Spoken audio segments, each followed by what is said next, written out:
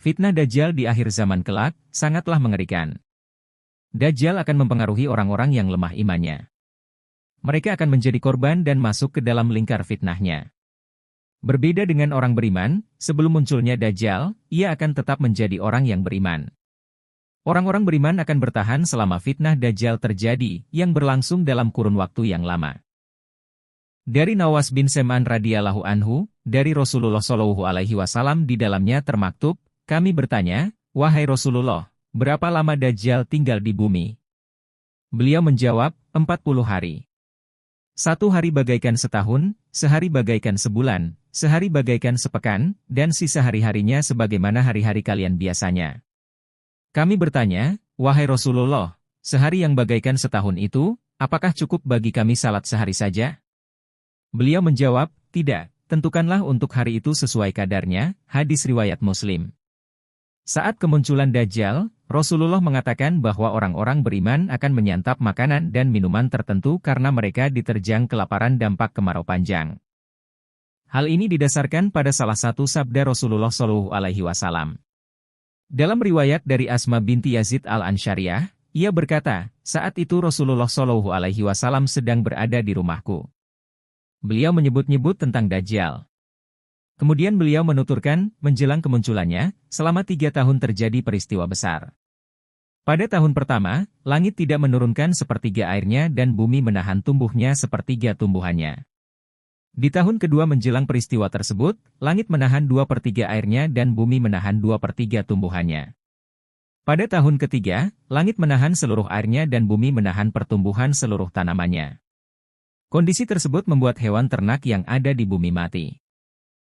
Betapa besarnya malapetaka yang dialami manusia kala itu, sampai-sampai ketika Dajjal menemui seseorang, dia berkata, seandainya aku hidupkan untamu, apakah kamu mengakui bahwa aku Tuhanmu? Orang itu menjawab, ya. Maka, setan-setan menjelma menjadi mirip untanya dalam keadaan sehat walafiat, gemuk, dan penuh susunya. Dajjal juga mendatangi seseorang yang ditinggal mati oleh saudara dan ayahnya. Lalu ia berkata kepadanya, seandainya aku hidupkan ayahmu dan saudaramu itu, apakah kamu mengakui bahwa aku ini Tuhanmu? Orang itu menjawab, ya. Maka, setan-setan menjelma menyerupai ayah dan saudaranya. Asma lalu mengatakan, kemudian Rasulullah SAW keluar karena ada keperluan, sedangkan hati para hadirin sangat tergetar oleh sabda beliau. Setelah beliau kembali, aku berkata kepada beliau, Rasulullah, engkau telah membuat hati kami terenyuh dengan kisah tentang Dajjal. Lalu beliau berujar, kalau dia muncul sementara aku masih hidup, akulah yang melawannya. Dan jika dia muncul ketika aku sudah meninggal, Allah lah semata yang akan memelihara semua orang yang beriman. Asma berkata, Rasulullah, kami membuat adonan tepung, tapi kami tidak memanggangnya menjadi roti kecuali jika kami lapar. Bagaimana dengan kaum mukminin pada masa itu? Beliau menjawab, mereka akan cukup kenyang dengan apa yang cukup bagi penghuni langit, yaitu membaca tasbih dan takdis. Hadis riwayat Ahmad. Hadis tersebut dengan jelas mengatakan bahwa Allah Subhanahu wa Ta'ala menakdirkan agar hujan tidak turun serta pepohonan tidak berbuah sehingga bencana kelaparan pun terjadi menjelang keluarnya Dajjal. Agar dapat melalui cobaan tersebut, Rasulullah SAW telah menjelaskan bahwa tasbih dan takdis, mensucikan Allah Subhanahu wa Ta'ala, dapat menjadi makanan serta minuman bagi orang yang beriman. Menukil kitab Al-Masih Al-Muntashar wa Nihayah Al-Alam karya Abdul Wahab Abdussalam Tawilah dan diterjemahkan oleh Subhanur, dalam hadits lainnya juga dikatakan bahwa ada 5 makanan bagi orang mukmin saat Dajjal muncul, yaitu 1. Tasbih, 2. Tahmid, 3. Takbir, 4. Tahlil, 5. Takdis.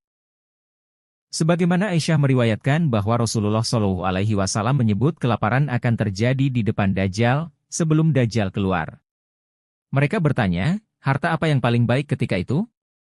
Beliau menjawab, anak kuat yang dapat memberi minum kepada keluarganya, sedangkan makanan tidak ada. Lalu mereka bertanya lagi, apa makanan kaum mukminin ketika itu? Nabi menjawab, tasbih, takbir, dan tahlil. Aisyah berkata, lalu di mana bangsa Arab ketika itu? Beliau menjawab, Arab pada waktu itu amat sedikit. Hadis riwayat Ahmad. Sedangkan dalam hadis lain disebutkan bahwa makanan malaikat Allah akan menghilangkan rasa lapar yang melanda hambanya. Dari Ibnu Umar, bahwa Rasulullah Shallallahu Alaihi Wasallam pernah ditanyai tentang makanan orang-orang beriman pada zaman berkuasanya Dajjal. Beliau benar menjawab, makanan malaikat. Mereka kemudian bertanya, apa makanan malaikat itu? Mereka menjawab, makanan mereka adalah ucapan tasbih dan takdis, mensucikan Allah. Siapa saja yang pada hari itu ucapannya tasbih dan takdis, maka Allah pasti menghilangkan kelaparan darinya, sehingga dia tidak takut kelaparan. Hadis riwayat Al-Hakim. Maka saudaraku, alangkah pentingnya umat Islam sejak sekarang sudah melatih diri dan keluarganya untuk melakukan zikir yang berkualitas dan sebanyak mungkin. Baik zikir yang formal, seperti sholat 5 waktu yang hukumnya fardu ain, maupun zikir yang non-formal, seperti berbagai wirid yang dianjurkan oleh Rasulullah Shallallahu Alaihi Wasallam. Pantas bila mana Allah Subhanahu wa Ta'ala menurunkan ayat khusus berisi perintah untuk zikir sebanyak mungkin. Hai orang-orang yang beriman, berzikirlah dengan menyebut nama Allah, zikir yang sebanyak-banyaknya. Dan bertasbihlah kepadanya di waktu pagi dan petang. Quran Surah Al-Ahzab, 33, 41-42.